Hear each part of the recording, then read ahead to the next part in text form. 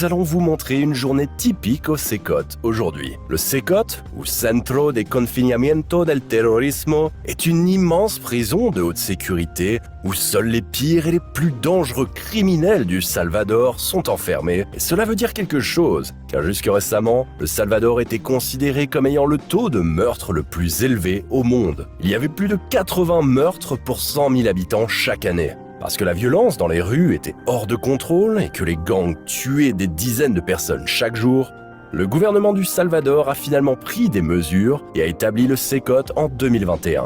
Depuis, jusque 40 000 personnes y ont été emprisonnées, purgeant des peines pouvant aller jusqu'à 700 ans. La plupart d'entre eux ne quitteront probablement jamais la prison. Now when an inmate walks into this door, he never leaves. Leur vie quotidienne dans cette prison de haute sécurité est un cauchemar sans fin, car les prisonniers réalisent que la journée ne commence dans les cellules en acier et en béton que lorsque les gardiens passent pour leur donner leur petit déjeuner. De plus, un médecin donne leurs médicaments aux prisonniers malades le matin. Il n'y a pas de fenêtre dans les cellules, où environ 80 prisonniers dorment sur de l'acier nu dans des lits superposés à 4 étages, sans matelas ni drap. Cela signifie que les prisonniers ne peuvent pas voir dehors et ne reçoivent pas d'air frais. Et cela dans des températures allant jusqu'à 35 degrés Celsius. Par ailleurs, les cellules sont en fait conçues pour 10 personnes à la fois, et comme l'a expliqué en riant le chef de la prison lors d'une interview, jusque 100 personnes peuvent être entassées dans une cellule. Pour le petit déjeuner, comme pour les autres repas, le menu consiste généralement en des pâtes froides, du riz, des crêpes et des œufs durs, ou une soupe insipide. La viande n'est jamais servie. No existe un menú que te traiga pollo o carne para el privado de libertad. No existe. Tous les repas sont soigneusement pesés afin qu'aucun prisonnier ne reçoive une quantité excessive de nourriture. Pour des raisons de sécurité, les prisonniers ne reçoivent pas de couvert, même pas de cuillère. Ils doivent donc manger leur maigre repas avec les mains. Les repas sont préparés par des prisonniers dans la cuisine de la prison, bien que ce soit de petits délinquants d'autres prisons qui soient amenés au CECOT spécifiquement pour ce travail. Aucun des criminels sérieux du CECOT n'a le privilège de préparer la nourriture. Pour la toilette du matin, il n'y a que 2 lavabos et 2 toilettes dans les cellules qui doivent être utilisées devant tous les autres prisonniers. Il n'y a pas de douche, il n'y a pas non plus de rideau pour la vie privée.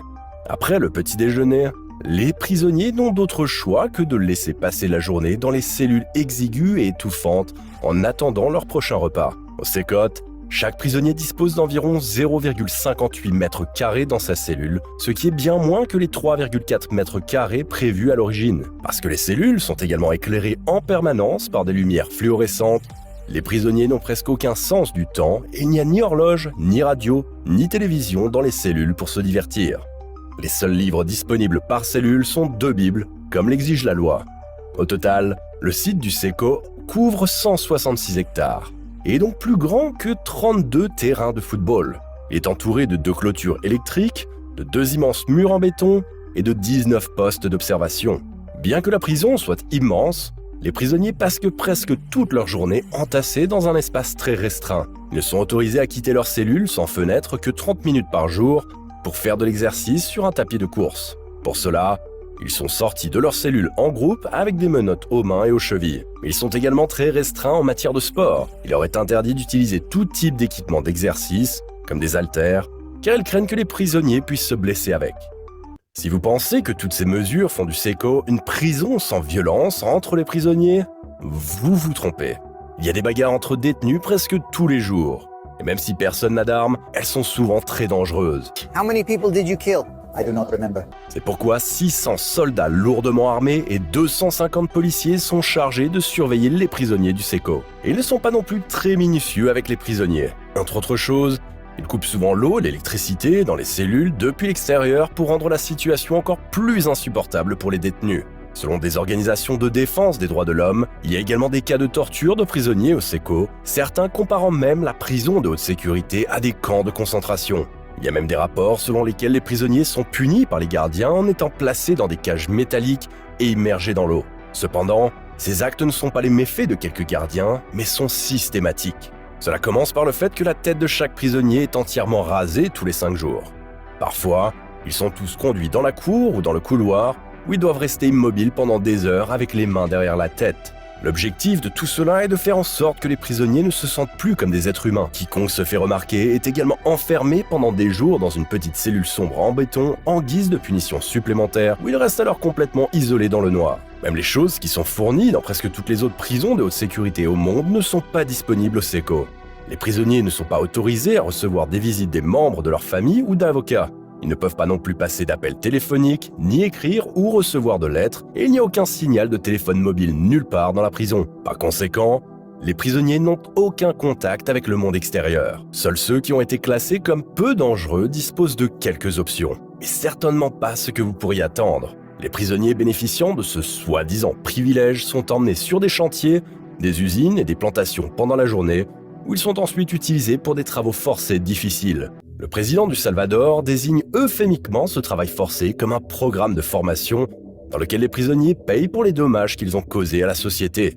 Après une journée de dur labeur, les prisonniers qui sortent grâce au soi-disant programme de formation sont ensuite ramenés dans leurs cellules où ils dorment naturellement peu avant la prochaine journée ardue.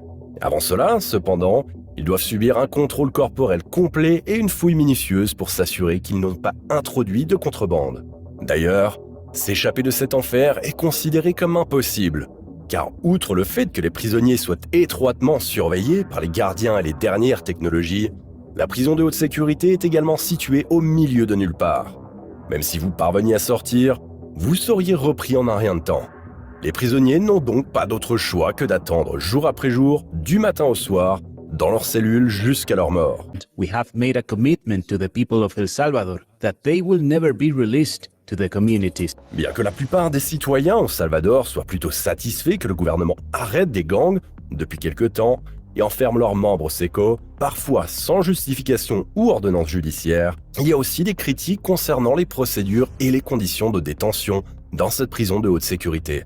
Au cours des 7 premiers mois, seulement après l'ouverture du SECO, 90 détenus y sont morts. Cependant, le gouvernement continue de maintenir sa ligne dure et le président du Salvador a même plaisanté sur les conditions de détention inhumaines en demandant si l'on devait prendre de l'argent du budget des hôpitaux pour enfants pour acheter des chaussures ou des smokings pour les détenus de la prison. Cependant, malgré les voix critiques, près de 90% des gens dans le pays soutiennent en fait l'idée du SECO. C'est parce que le nombre d'homicides a chuté de près de 60% en un an après que le gouvernement ait commencé à incarcérer en masse des membres de gangs au SECO.